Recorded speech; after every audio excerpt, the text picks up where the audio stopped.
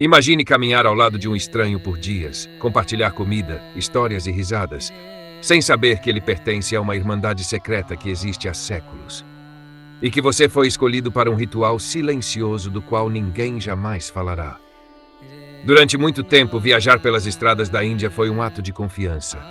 Comerciantes, peregrinos e famílias inteiras seguiam juntos acreditando que em grupo estariam protegidos. Ainda assim, muitos desapareciam sem deixar vestígios.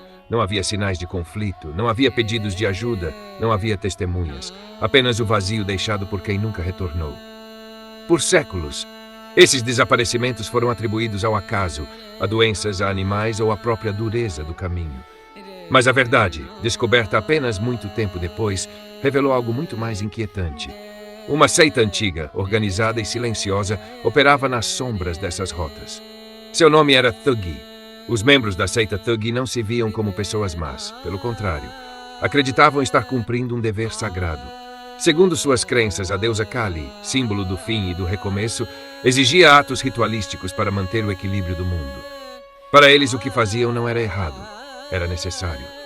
A seita funcionava como uma irmandade fechada, transmitida de geração em geração.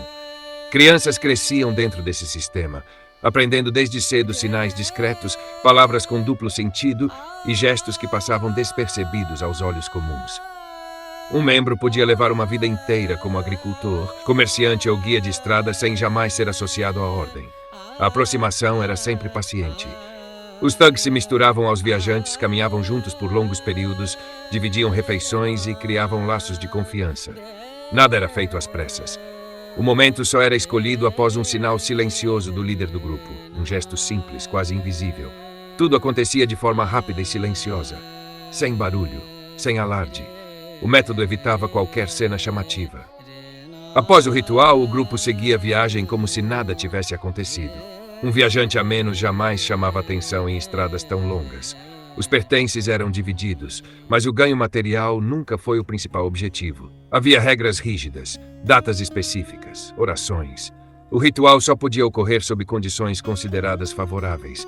Agir fora dessas regras era visto como uma quebra grave da tradição. O que torna a seita Thuggee ainda mais impressionante é sua duração.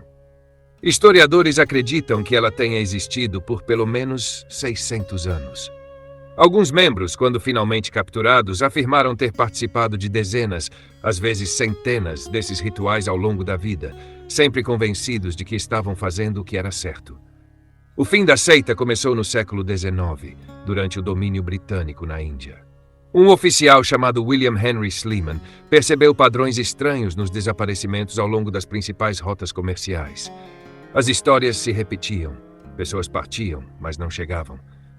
Após anos de investigação, cruzando relatos e infiltrando informantes, Sleeman revelou algo que surpreendeu até as autoridades mais experientes.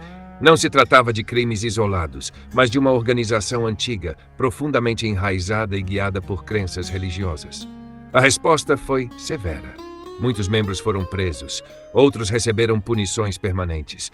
Crianças foram afastadas das famílias para impedir que o conhecimento da seita continuasse sendo transmitido. Por volta de 1850, a seita Thuggee foi oficialmente considerada extinta. Hoje não há registros de sua continuidade. Nenhum sinal, nenhum ritual. Mas sua história permanece como um lembrete perturbador. Por séculos, uma ordem secreta caminhou ao lado de pessoas comuns guiada por fé absoluta e convicção inabalável, sem que o mundo percebesse. E talvez o mais inquietante seja isso. Eles não acreditavam estar fazendo algo errado. Acreditavam estar cumprindo algo sagrado.